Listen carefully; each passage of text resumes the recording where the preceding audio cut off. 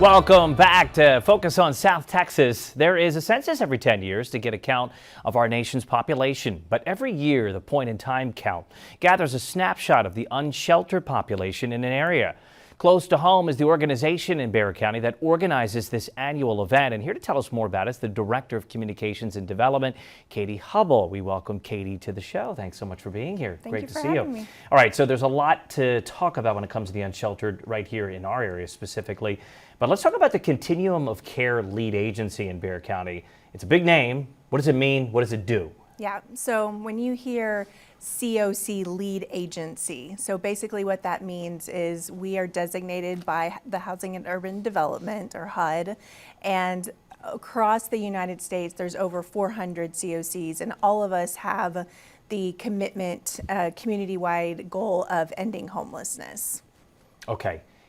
There's a point in time or a pit count, right? Yes. And that's crucial because that gives you sort of an estimate or a number of exactly unsheltered in an area. How important does that play? Yeah, so every year as the Continuum of Care Lead Agency, we're required by HUD, and so are all the other 400 COCs, to conduct a count, and it's actually unsheltered and sheltered population. Unsheltered meaning places that are not meant for human habitation, right? And then sheltered are the population that resides in shelters.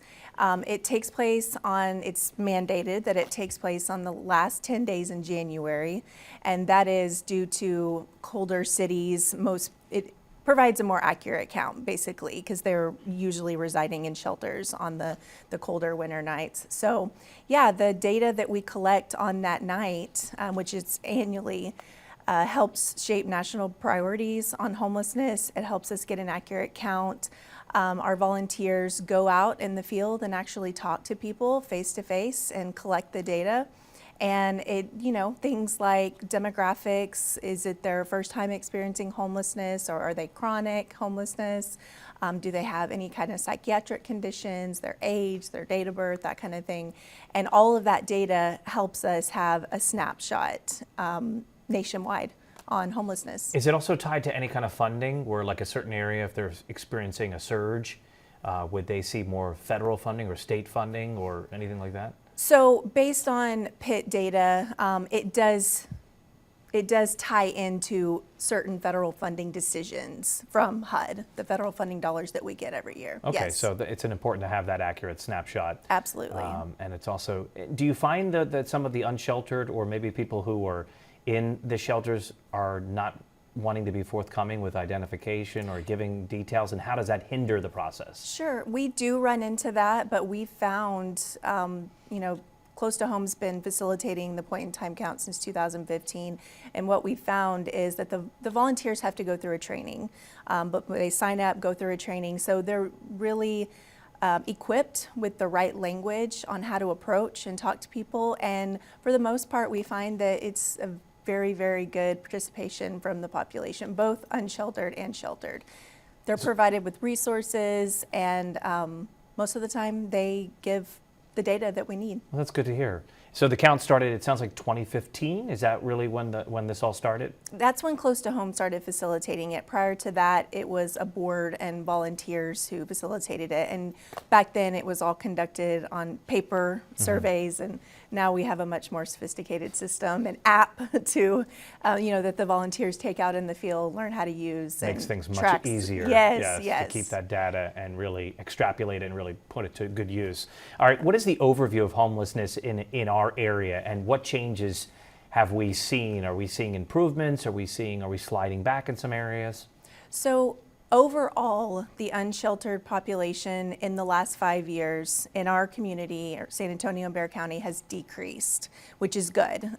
This is due to focused efforts on shelter expansion, housing options, and programming that Close to Home, as well as our alliance partners, which is a group of 60 organizations that come together and collaborate, and the decrease is due to the collaborative work that we've been doing.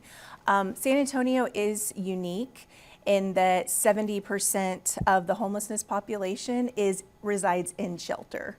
So while we did see about a 1.6 increase overall of sheltered and unsheltered in 2024, it's much lower than the national trend of 18%. Which is great. Yes. I know there's a lot of outreach efforts, certainly in Bexar County, so that's certainly, it's showing that it's working. Sure. Yeah, our street outreach programs have really made significant strides. So I'm assuming we're getting close to the pit count for this year, right? Yes. The last 10 days of this month, January? Yes. So how are you getting geared up for that? How is it with the volunteer situation? What is the call for action that you're asking right now? Sure. So the pit count will take place at the Corazon Day Center downtown. It's going to be on January 28th, and it starts at 5 p.m., ends at 11. Usually it doesn't go that long for the volunteers once they complete talking to the population. We are actively seeking volunteers. We've been prepping for this event for about 7 months, having weekly meetings. We do have on our website, there's a place that you can go and register to volunteer. We're looking for teams of people. If you don't have a team in mind, we place you on a team and assign you to a specific zone in San Antonio or Bexar County to go out. We are at 200 volunteers and we need 400. We extended the deadline, so we've got about 2 weeks to get this really marketed and get the volunteers that we need. Do you find that there might be some apprehension on behalf of maybe potential volunteers because you may be dealing with somebody with mental health issues and they don't feel like they're equipped to handle that? And are you offering that training that would maybe alleviate those concerns? Of course. So a lot of people we find are very apprehensive about approaching, depending on their circumstance, but that's why we provide the training. It really equips them to be able to talk to these folks in a way that it's just like a conversation, and they're there to collect information and talk to them and provide them with resources. But yes, it definitely could be a contributing factor. Any maybe story off the top of your head that you can think of where maybe a volunteer stepped in and really helped change a life of somebody who was unsheltered by steering them in the right direction? I'm sure there's probably plenty of those stories where maybe it's got them over that hump, or maybe just talking to somebody got the ball rolling. I mean, there must be some really great impact from volunteer work. Yeah, we do a volunteer feedback survey, and we hear many stories of just the gratification that comes from that, just talking. Homelessness can happen to anyone. It's people just like you and me. And in fact, 59% of Americans are just one paycheck away from experiencing that or being at risk of experiencing homelessness. So we find that these volunteers stay with us through the years.